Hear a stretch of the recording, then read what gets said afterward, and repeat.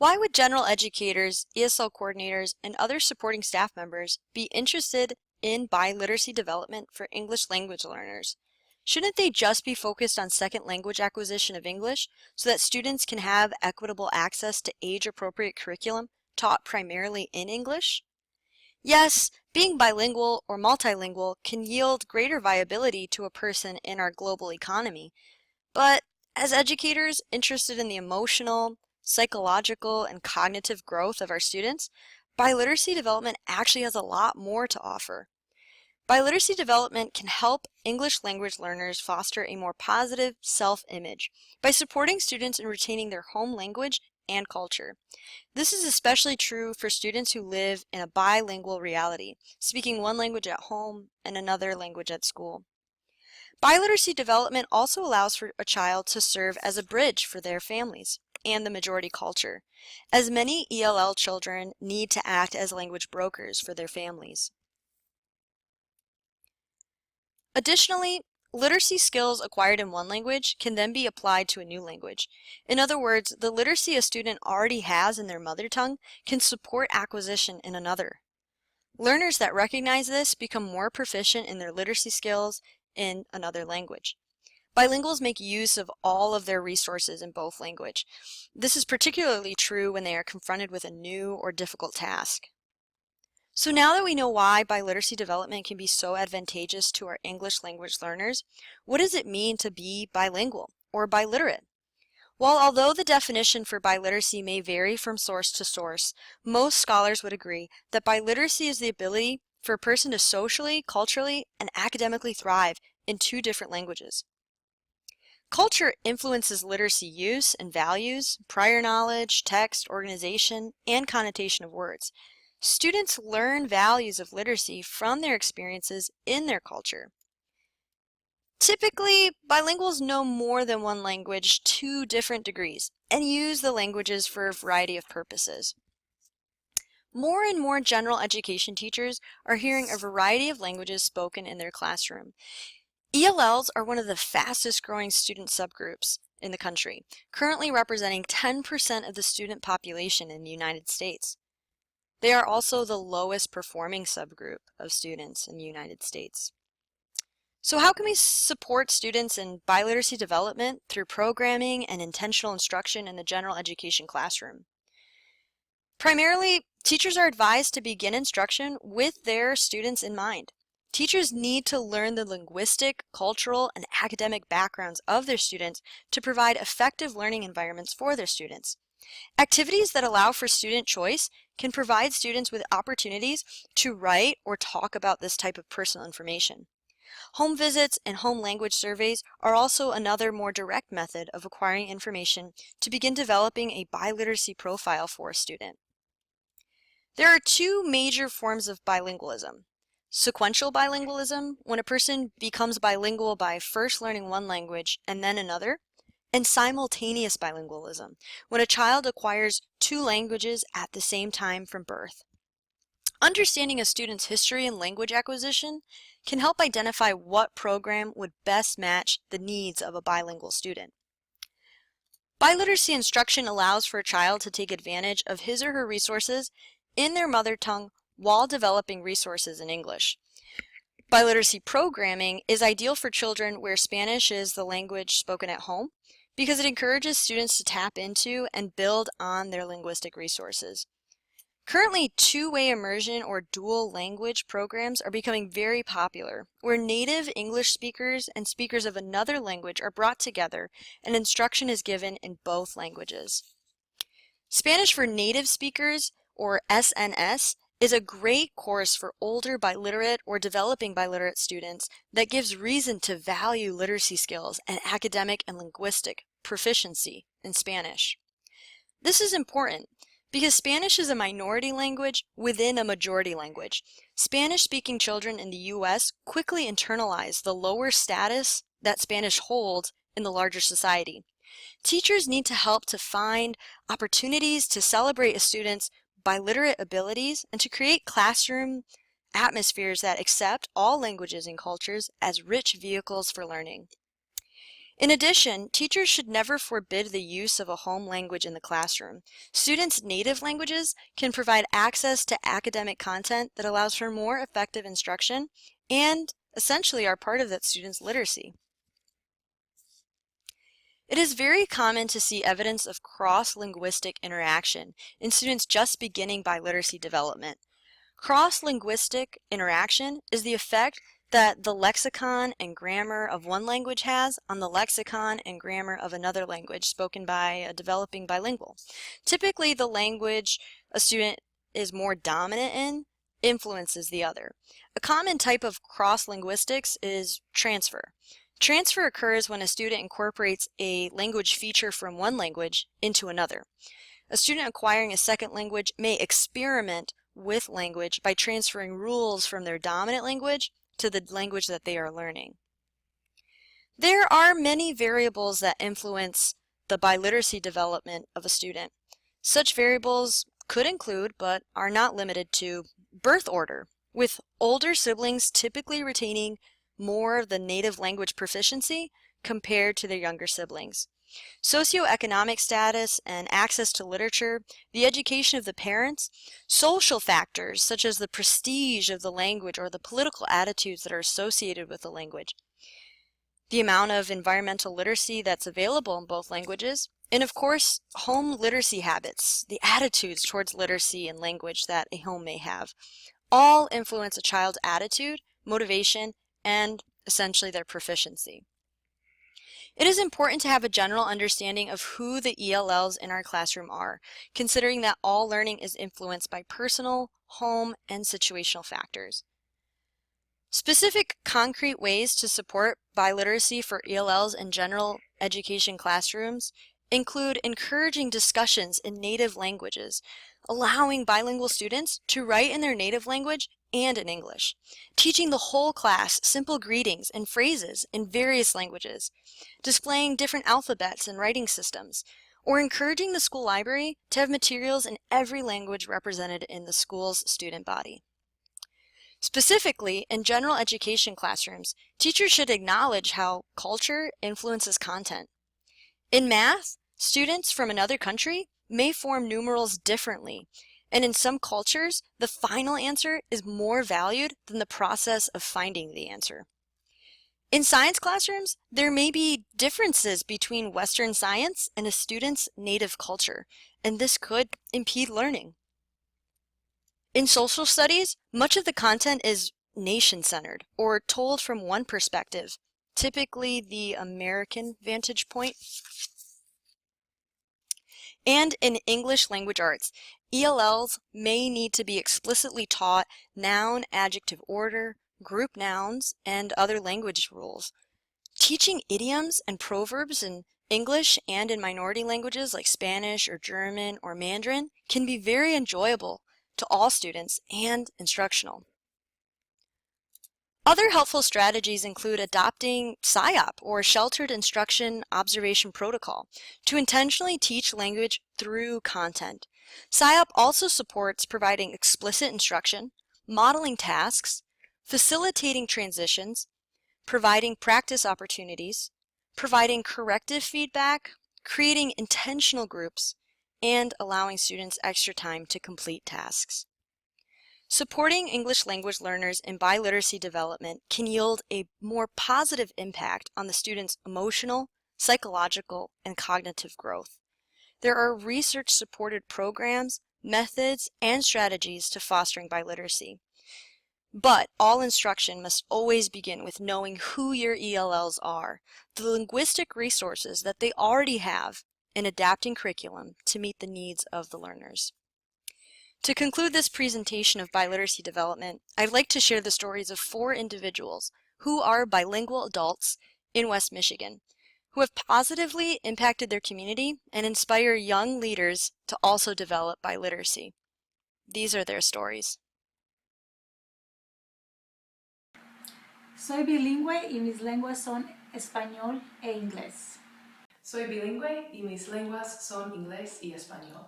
Soy bilingüe y mis lenguas son inglés y español. Je suis polyglotte et je parle espagnol, anglais, français, allemand et italien. I'm bilingual and my languages are English and Spanish. I am bilingual and my languages are Spanish and English. I'm bilingual and my languages are English and Spanish. I'm multilingual and I speak Spanish, English, French, German, and Italian.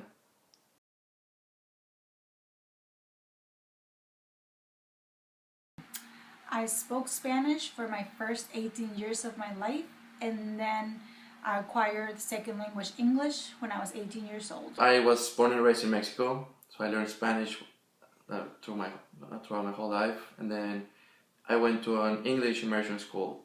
So I started when I was like 2 years old as a baby, and then they taught us probably around 5. I don't really remember, but very early on life. And then all the other ones were through high school, French through high school, and German since I was 9 years old at the same time as English. Then German and French in high school together, and then German and Italian at the same time in college.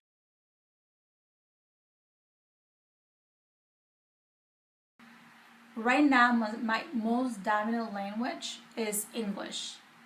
I definitely feel more comfortable in English as a dominant language. Spanish for sure. Yeah, I was born and raised in Spanish, so that's my main one. English.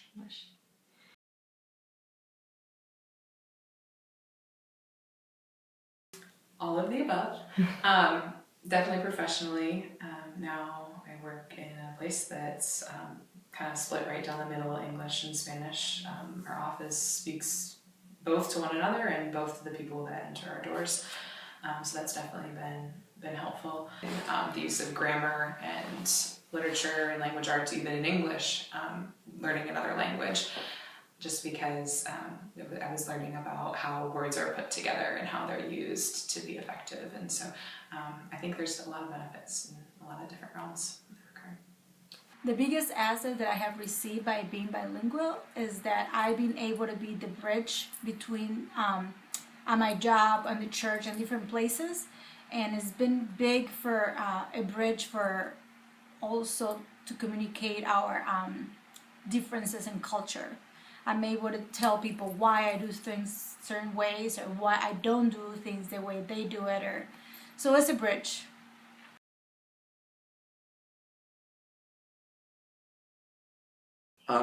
So English was part of the school that my parents chose for me.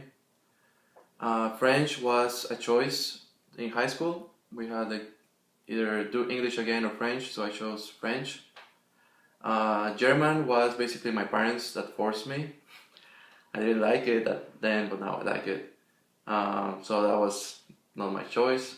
And then Italian, again, that was kind of my choice for interest in. So when I was studying for the priesthood, it became clear that there was a need for priests who speak Spanish who can minister to the Hispanic immigrants who have come to the United States and are part of our church communities. So the diocese was sending a lot of us to study, and I saw that there was a need, and I like languages, and I thought, okay, well this will be a great thing to do, and hopefully I'll be able to minister to people and really meet their needs in a unique way.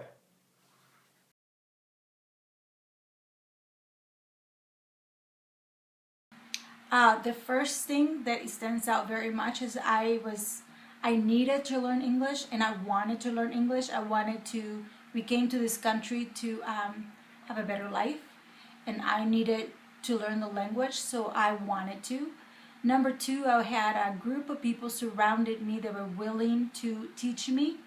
As a senior in high school, I declined all translators. I declined every help that was given to me because I know I only had a few months to learn the language before I was gonna go thrown through the world with only one language. So I declined all the help, and the teachers who saw what I did, who only spoke English, they were supportive with me, and they were willing to spend extra time teaching me and helping me in whatever I needed. The primary things were I had the opportunity to go to Costa Rica for 2 months, so an immersion experience. But actually, I think the thing that was the most helpful, which was kind of an immersion as well, was an experience at a parish in Grand Rapids, doing an internship there for about 6 months, living there. The parish is probably about 90% Spanish speaking, so I was just living life with people there and going to their houses for dinner, and really was kind of drawn into the community, and it was those relationships that gave me an opportunity to learn Spanish and to get to a point where I felt comfortable using it. I had a little Spanish in high school and studied when I was in Costa Rica for the immersion and stuff, but it's getting over the sort of the awkwardness of not being able to communicate or to express yourself in the way that you'd want to. And once you get there, once you get over that and are okay with sounding like a little child at first, and you just go for it. So being in that context, I think, to be able to practice. I think in my case it was starting from in a very early age.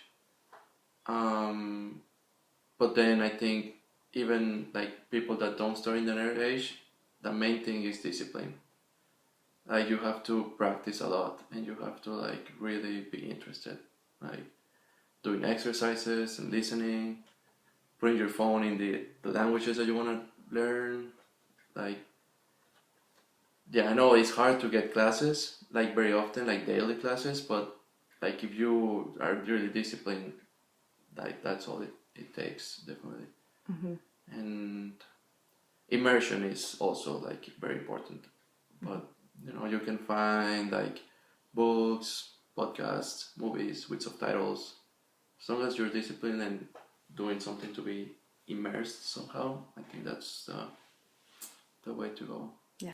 I think there's a number of different things. I think for sure immersion is probably like the number one thing. I think the best Spanish I learned was when I was being taught by native speakers in that language and not having having it expressed in English and described in English and then just practiced later. But I certainly had in high school a teacher who was very, very just intuitive and could definitely sense what different students needed in order to be successful. So she was very helpful, and she made college really, really practical for me. But then the repetition that I got all from kindergarten through 5th grade made high school, I think, possible. And I tested really high when I entered high school and college because of those people and because of the regular scheduled classes that we had.